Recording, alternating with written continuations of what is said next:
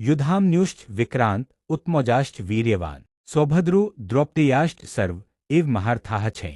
इसका अर्थ है महाबली युधामन्यु, महाबली उत्मौजा, सुभद्रापुत्र तथा द्रौपदीपुत्र ये सभी योद्धा महान रथी हैं। जिन योद्धाओं का उल्लेख किया है वे वास्तव में महाभारत के युद्ध में अपनी वीरता और पराक्रम के लिए जाने जाते हैं। आइए इनकी कहानी विस्तार से जानते हैं। महाबली युधामन्यु।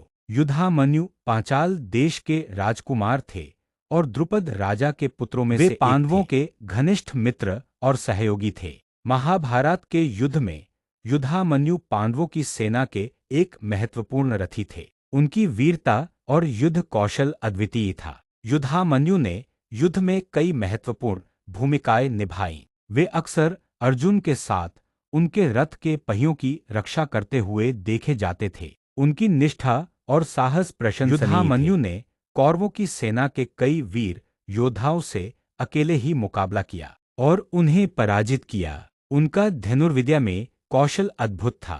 महाबली उत्तमौजा। उत्तमौजा भी पांचाल के राजकुमार थे और युधामन्यु के भाई थे। वे भी पांडवों के पक्ष में महाभारत के युद्ध में लड़े और अपनी वीरता का परिचय दिया। उत्तमौजा भी पांडवों की सेना के एक महत्वपूर्ण रथी युद्ध में सक्रिय रूप से भाग लेते थे। वे अपनी निर्भीकता और पराक्रम के लिए जाने जाते थे। उत्तमौजा ने भी कौरवों के कई योद्धाओं को युद्ध में हराया। उनकी युद्ध क्षमता और रणनीति की पांडव सेना में सराहना होती थी। सुभद्रापुत्र अभिमन्यु। अभिमन्यु अर्जुन और सुभद्रा के तेजस्वी पुत्र थे। वे बचपन से ही असाधारण प्रतिभा के धनी थे। उन्होंने अपने पिता से युद्ध कौशल की शिक्षा प्राप्त की थी। अभिमन्यु को महाभारत के युद्ध में उनके साहस और पराक्रम के लिए विशेष रूप से याद किया जाता है, खासकर चक्रव्यूह भेदन की घटना के लिए। जब पांडव सेना को कौरवों द्वारा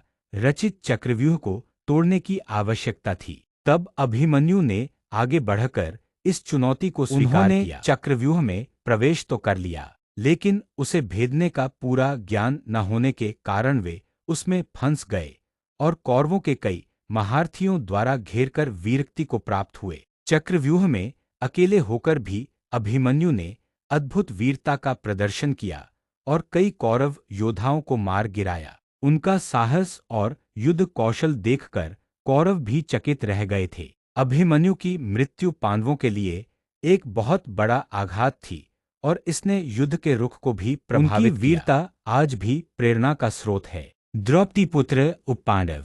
द्रौपदी के युधिष्ठिर, भीम, अर्जुन, नकुल और सहदेव से 5 पुत्र थे, जिन्हें सामूहिक रूप से उपपांडव कहा जाता था। उनके नाम थे प्रतिविंध्य युधिष्ठिर के पुत्र, सुतसोम भीम के पुत्र, श्रुतकर्मा अर्जुन के पुत्र, शतानीक नकुल के पुत्र, श्रुतसेन सहदेव के पुत्र।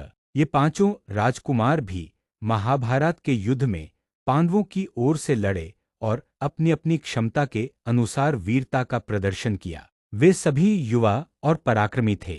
युधामन्यु और उत्तमौजा पांचाल के वीर राजकुमार थे, जिन्होंने महाभारत के युद्ध में पांडवों का साथ दिया और अपनी वीरता से शत्रु सेना को भयभीत किया। अभिमन्यु अर्जुन के पराक्रमी, जिन्होंने चक्रव्यूह में अद्भुत साहस का परिचय दिया। द्रौपदी के 5 पुत्र उपपांडव भी युवा योद्धा थे, जिन्होंने युद्ध में भाग लिया और वीरगति को प्राप्त हुए। ये सभी योद्धा अपनी बहादुरी और निष्ठा के लिए आज भी याद किए जाते हैं।